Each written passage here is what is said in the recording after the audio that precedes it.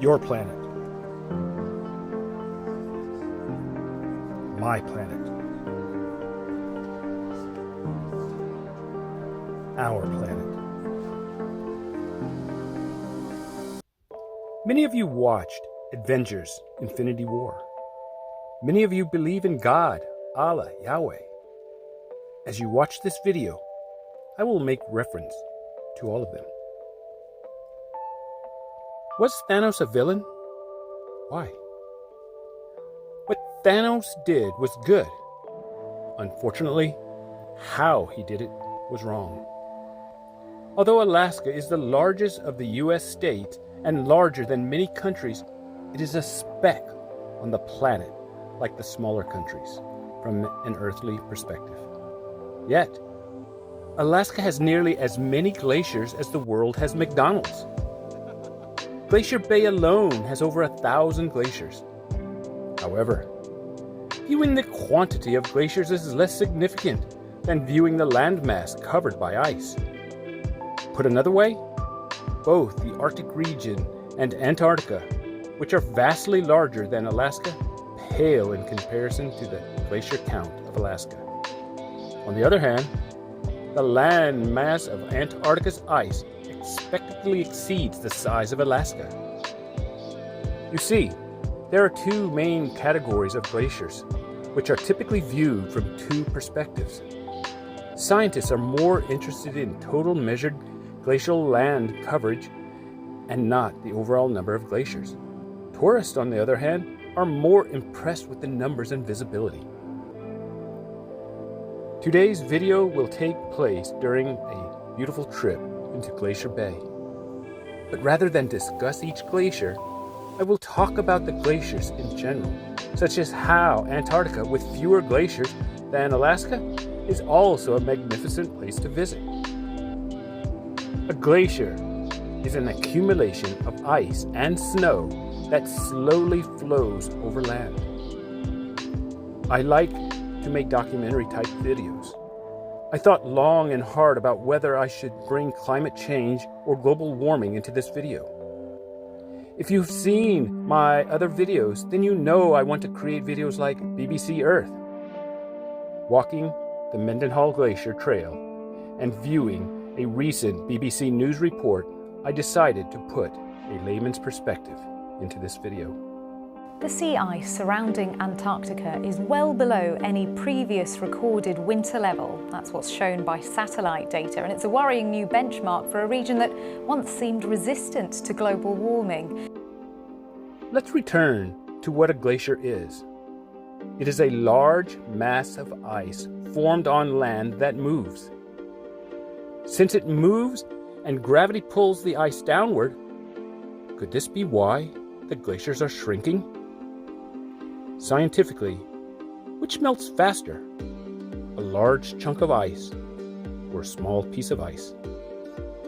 Historically, hasn't the Earth experienced multiple ice ages? We know what a glacier is, so let's learn how they are formed. Glaciers form when snow accumulates and remains long enough to transform into ice over a long period of time. This means that each year a new layer of snow is added to the ice that remained from the previous year. Alaska is not cold year-round. Remember, there are 18 hours or more of sunlight during the summer months. So, if no life form existed on Earth and it was not an ice age, then the ice is going to melt. If there is not enough snow that year to replenish what was lost, then obviously the glacier will shrink. I was on an expedition and heard one of the best stories you could imagine. Our expedition guide, Rennie Van Meurs, who has spent many years exploring the Arctic region and written numerous papers on climate change, told of an experience he had. I will discuss this further later, since now is a good time to discuss climate change. Climate change is a long-term shift in temperature patterns for a single location, or to the planet as a whole, which should not be confused with daily or weekly weather changes. One problem associated with climate change is its referral to global temperature rising since the mid-20th century to present.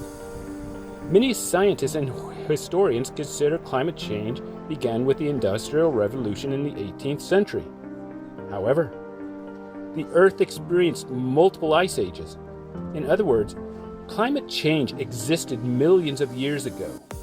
God knew what He was doing when He created the Earth. Why have we developed the term climate change? Did you know there was a little ice age from the early 14th century through the mid-19th century? God plays a major role in the Earth's evolution.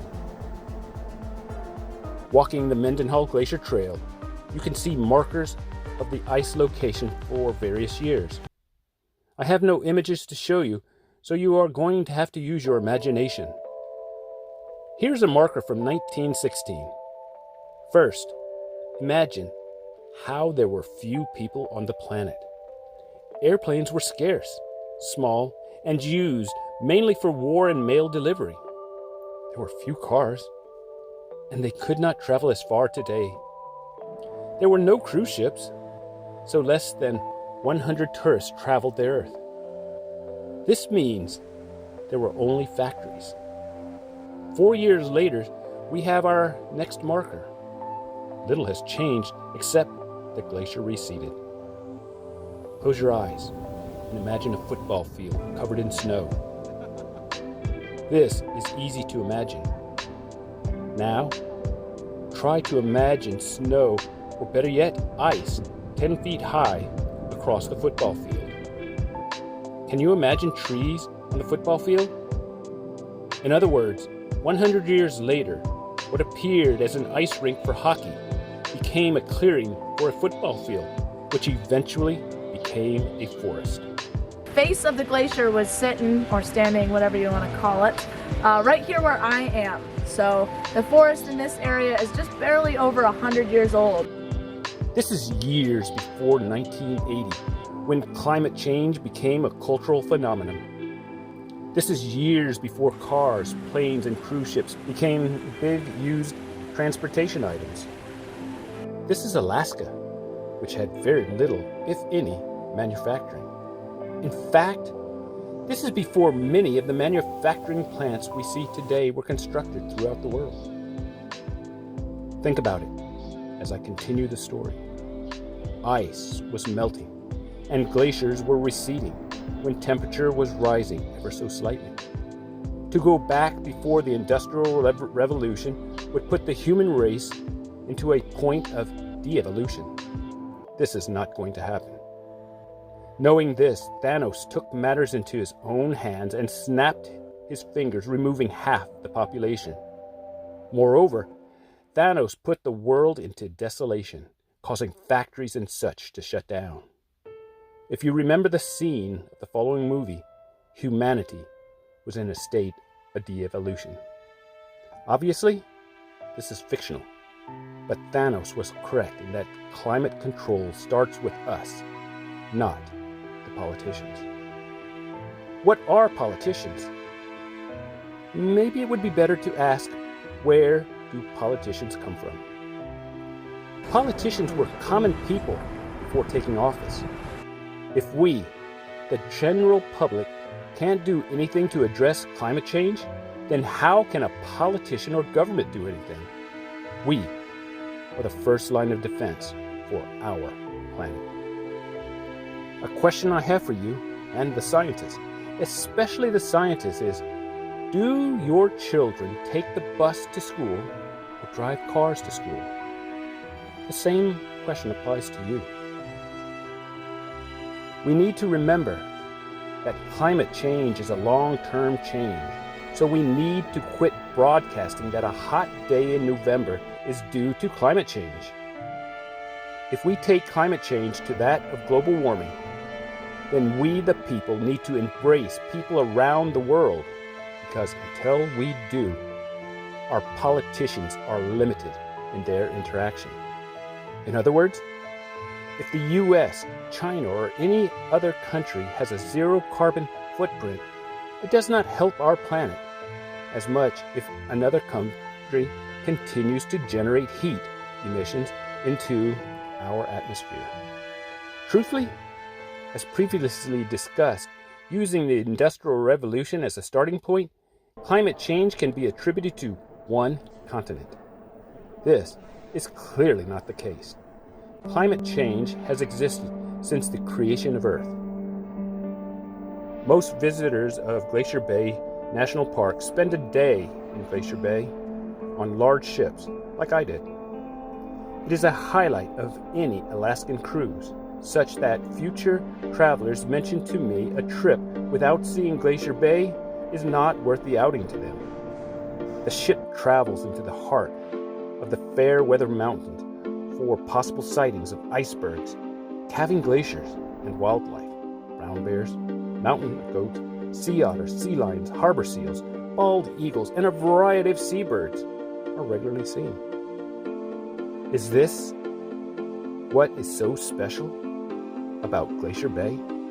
Yes, that and the realization of what you are seeing. Glacier Bay is similar to Mendenhall Glacier in that it has some of the most amazing scenery and wilderness. Do you remember me discussing how over the past 100 years the ice of Mendenhall has shrunk? Do you remember what replaced the ice? Well, Glacier Bay is also a land reborn. It is a land once covered with only solid ice that is now showing new life. This is God's way of showing us His grace through the resilience of Earth. I was impressed by the glaciers and ecstatic seeing the wildlife, even if in the distance, and to see the calving glacier. Two main glaciers to see are Johns Hopkins Glacier and Margerie Glacier. Johns Hopkins Glacier is about 1 mile wide, 300 feet high, and extends 12 or more miles into the surrounding area. Something you may find interesting with all the talk about climate change is that Johns Hopkins Glacier is currently advancing, not receding. Margerie Glacier is a little over 3/4 of a mile wide, 200 feet high, and stretches back 21 miles. How can we address climate change? Labeling a hot day as climate change is desensitizing us. Broadcasting climate change over news media is desensitizing the general population. As an example of this, by saying in 2050 the Arctic will have no ice. A problem associated with the desensitization of the human population is that there are reports saying the current situation will continue to melt ice around the world even if we have zero emissions starting today. We need to approach climate change from a positive and personal perspective. Plans for zero emissions are in the works for countries around the world, but it takes time to implement. In closing, you have a choice. Believe in God or believe in science. In the early days of the Industrial Revolution, no one considered that burning fossil fuels could affect the climate. Similar to other videos I have posted, scientists are still learning. Understanding the cause of the world's glacier-covered fluctuation is still a mystery. Heat waves from the sun, the Earth's orbit, cause fluctuations in major instabilities with the ice sheets and glaciers advancing and retreating over time.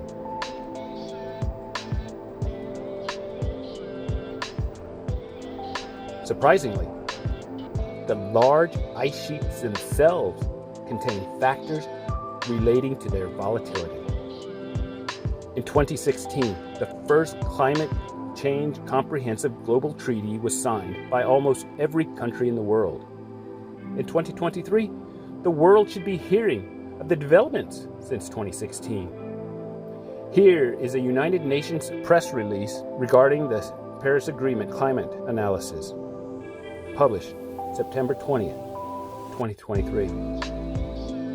The head of the United Nations warned Wednesday that the gates of hell are at the hand as climate change intensifies, and top international officials say the world's leaders still aren't doing nearly enough to curb pollution of heat-trapped gases. They pleaded with major emitting nations to do more. Thanos predicted this.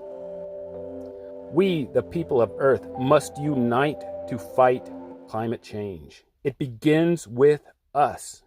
Recent discoveries made by scientists studying the ways in which our planet works are surely of the greatest importance for all of us.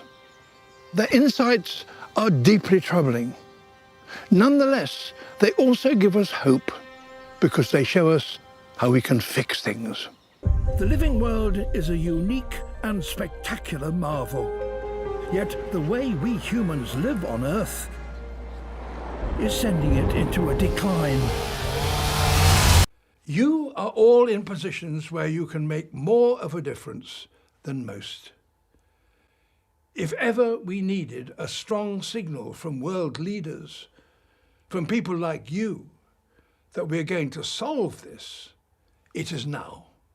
Our Growing Today Climate Initiative. It's a key part of our reporting every day, and now we are taking an even closer look at some of the women leading the charge to save our planet. We'll showcase groundbreaking ways fashion designers are creating sustainable clothing. And new pushes for school buses to go electric. How students dealing with climate anxiety are turning fear into action. And we're going to meet some trailblazing female scientists at NASA using new technology to learn about the climate.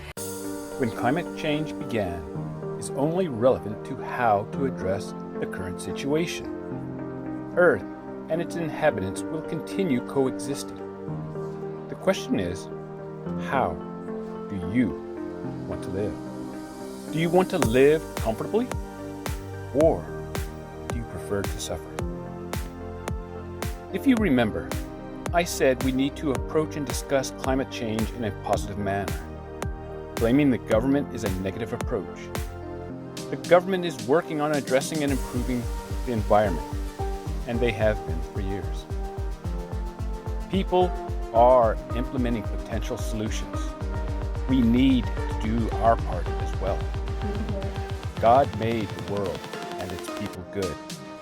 It is up to us